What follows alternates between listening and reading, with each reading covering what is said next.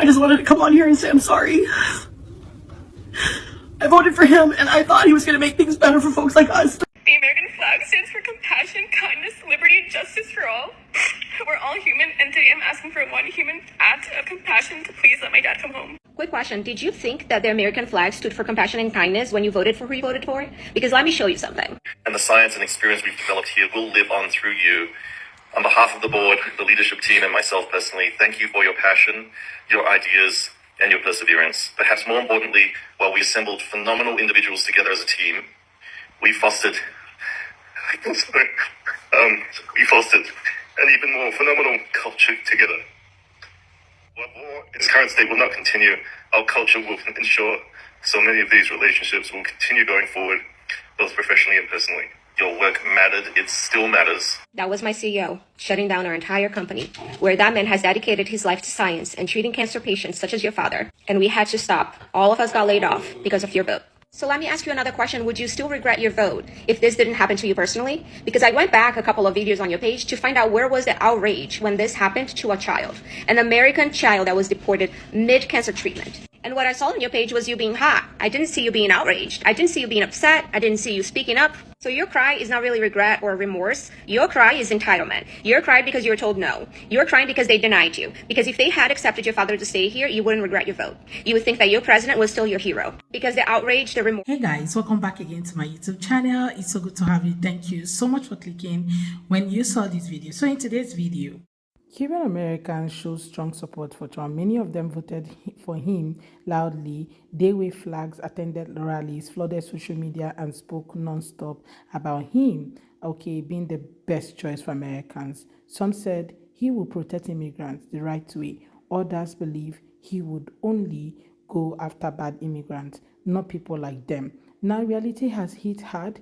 Deportations are increasing, immigration enforcement is tightening, and many Cuban families are suddenly finding themselves affected.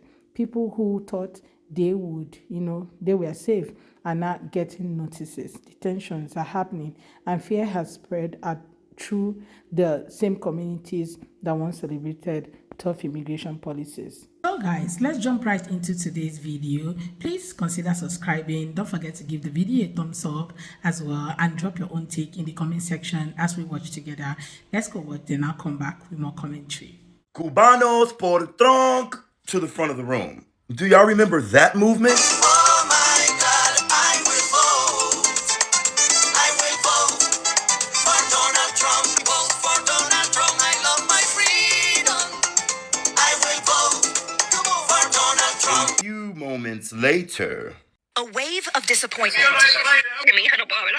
One of President Donald Trump's most loyal voting blocs, Cuban and Venezuelan immigrants. Now speaking out in Miami, a Republican stronghold, as the recent wave of deportations hits home. Ay, sí, usted está aquí por su esposo. Con mi esposo que fue detenido ahora injustamente. I will vote for Donald Trump. ¡Injusticia! ¡Es esto! ¡Injusto! Esto es para cualquiera. Tienen lista con abogados, sin abogados, esto es como quiera. Como si fuera un delincuente, no es ningún delincuente, cumpliendo derechos en este país. Y mira lo que le hacen. ¡Injusticia! ¿Qué caso tenía su esposo? 220A con fecha de corte. ¿Y qué estaba teniendo? ¿Qué había presentado? El asilo, pero nada, a ellos no les importa que tú tengas asilo, a ellos no les importa nada, eso es al azar, porque por favor que ayuden, que traten de apoyar a mi esposo como apoyar a los otros. Now, I just want to be clear, I don't take any glory in this, and it is honestly quite sad, but the fact that y'all thought this man was going to protect you with what he showed us in his first term is beyond imagination. But there's something different between Cubans and Venezuelans like this than other Latinos, because see, they thought they had the complexion for protection. They thought they was white enough and blonde enough that they would slip under the radar, but they learned today. Now, what about the infamous singer? And not for nothing, that actually low-key, minus the lyrics, was a banger. Let's see what happened to her.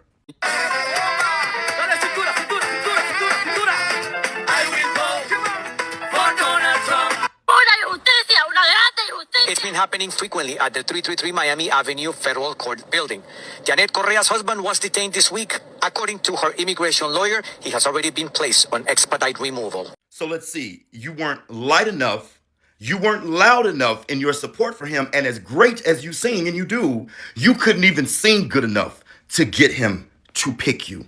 And if you had listened to everybody else, when we kept telling you you were never going to be picked, you might not have put yourself in that situation. But this was a long overdue wake-up call for people like you, ma'am. And you have finally effed around and found out. And again, as much as it brings me no joy to say this to you, there's nothing else left to be said but have the day you voted for. And don't make me say it no more. I will vote for Donald Trump. Have the day you voted for. Please don't make me say it no more. Oh, have the day you voted for. And please, oh, please don't make me say it no more. So bottom line is, they want them Cubans to get deported because they don't want them here. They want white people. Why y'all be begging to be so adjacent? So what? Like, what is wrong with y'all? Is that, do y'all really believe that like your skin color makes you superior? Do y'all really believe that? Because like, I just want you to, in case you don't know this, when you all came here and you were in, not just when you came here, but in the school systems, you know, they put y'all in special ed classes and called y'all, I'm going to use the word, the official word that was put down. They called y'all retarded. Retarded. That's what they said. Because you couldn't speak English. And guess what else they did? You were in special classes and you were, and in those classes, they didn't teach you reading, writing, math. No, they taught them, they taught them skills that would help them be in the labor force because they thought you were retarded. Their words, not my word. I hate that word. And so in the IQ test that they used to give, I mean, not used to give, that the IQ test, they made sure to give it to you in what language? English. Because they knew you couldn't what? Read or write it. And so then the test would verify to them that you were retarded. So you left there speaking your own language. You came here and speaking your language. They said, you retarded. And then when the dark-skinned cousins came over, you said, you's a nigga. And then didn't help them. Y'all, you're hypocrites. And you want to be around people that think you're retarded.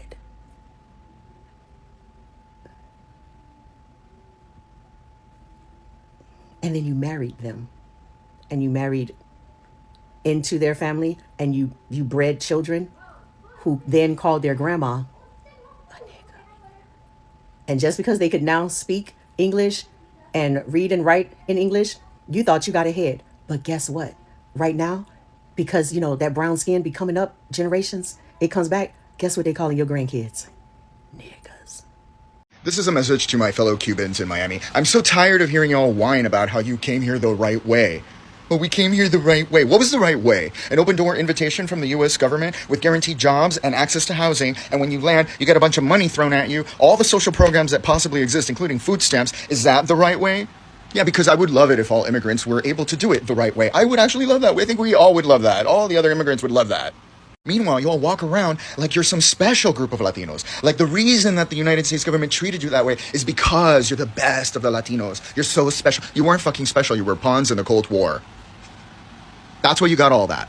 You were pawns in the Cold War. Don't you see? You left a socialist nation and you arrived at the United States, a capitalist nation, and you think it's just happenstance, coincidence that they happened to throw all of the socialist programs that were available to you. They literally gave you socialism here and they did it better than what you had it over there so that you would just be happy. And they could use you as advertising for the Cold War. Look at all the people that we rescued from this island nation. We rescued them and brought them to freedom. We gave them freedom. Look how great we are. You're just part of the propaganda, babes. So, like, why don't you all get off the high horse, come down to the ground where the rest of us are, and then maybe you can actually start doing some good work to make a difference in this fucking world. For years, many Miami Cubans had aligned themselves with conservative politics. They supported harsh immigration laws, mocked other immigrant groups, and repeated talking points about illegals, welfare, and law and order. Some even went as far as attacking black folks, blaming them for crime, government spending, or social unrest. When Trump Okay, it talked about mass deportation, building wars, and ending protections. Many Cubans believe it wouldn't apply to them. They believed their story was different. They believed their immigration history gave them special protection. But immigration law does not work on feelings, loyalty, or political support. When policies are written, they are written boldly. When enforcement increases, it doesn't stop to ask who voted for who. Once the system start moving, it moves on everyone it can. Now that reality is being felt, the shock is painful. One of the loudest complaints coming from this situation is the question, why aren't black folks standing with us? To many black Americans, the answer is very simple. For decades, black communities have warned others about supporting policies that hurt marginalized people. Black folks have consistently spoken against mass, police brutality, voter suppression, and harsh immigration laws, not just for themselves, but for everyone. But when black people spoke up, they were ignored, mocked, or dismissed. In many cases, Miami Cubans openly said against black causes. They voted against civil rights protection, laughed at black folks suffering, and accused black folks of complaining too much. Some even repeated racist stereotypes and openly aligned themselves, with movements that were hostile to black folks. And now, when the same policies come back around and hit them, the expectation that black folks should suddenly jump in to save the day feels unfair and unrealistic. Solidarity is not something you demand only when you are hurting. It is something you build over time. Many black Americans are not celebrating deportation. That's important to say clearly. Black people are not cheering for families to be separated or lives to be destroyed, but there is a difference between celebrating harm and refusing to carry the emotional burden of people who actively supported harmful systems. Black folks have spent generations fighting alone. They were enslaved, segregated, redlined, over-policed, underpaid, and locked out of opportunities. When they protested, they were told to be quiet. When they asked for help, they were told to wait. When they demanded fairness, they were labeled angry or, bad. So when others align themselves with the same power structures that oppress black folks, it should not be surprising that black communities are tired. Many Cubans believed in the merit of the good immigrant. The idea that if you come legally, vote conservative, and distance yourself from other marginalized groups, you will be protected. That myth has failed many groups, before. History shows that once a system is built on exclusion, it always expands. The targets may change, but the machine always stays the same. Policies designed to punish others eventually circle back. What's happening now is not betrayal, it's predictability. The hardest thing for any community to do is admit they were wrong. And it is easier to blame black folks for not helping than to admit that something harsh immigration policies was a mistake, right? It is easier to point fingers than to reflect on how anti-blackness played a role in political discussions. Anyway, but growth does not come from denial. If there is going to be real unity moving on, it has to start with honesty. That means acknowledging past hostility, racist stereotype, and of course, harmful voting patterns. It means understanding why trust is broken in the first place. Well, guys, I'm going to wrap it up here. Let me know what your own take are in the comments. I would really love to read from you guys. Share your own take in the comment section. Credit belongs to original creators of these videos. I look forward to seeing you all on my next video. Thank you so much, guys, for watching. Please consider subscribing. Do give the video a thumbs up. And don't forget to drop your take in the comment section. See you all on my next. Bye, guys.